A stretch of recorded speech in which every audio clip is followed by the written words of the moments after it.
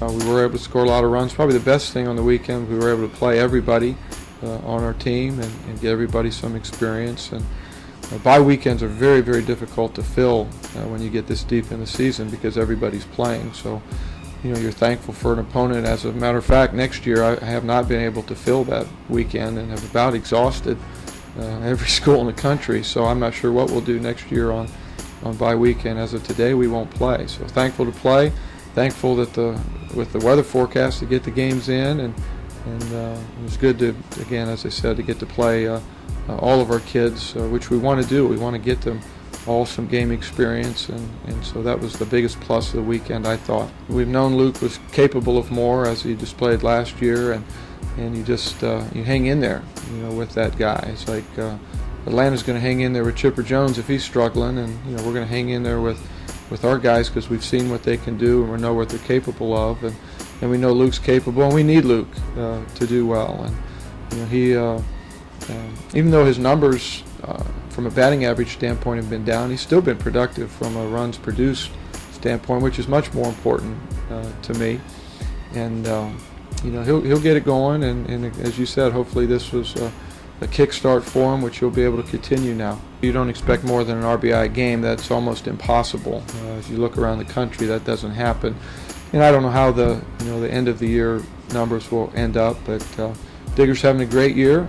As I said a couple weeks ago, thrilled for him after what he's been through, and just pleased that he can see and others can see that a great commitment to the weight room and to rehab can pay big dividends. And he is one that would go in the category of an extremely hard worker. In fact, Coach Martin in our weight room ranked him and Dan Volk as our top workers. And so it's nice when one of your top workers sees the fruit of that labor, and you hope the other kids see that, and it's a motivation to them as well. So Digger's been a big part of our club, and I'm sure he will continue to be so. Both, not only you mentioned his hitting numbers, he's really catching better and throwing guys out and really making his presence felt on both sides of the ball.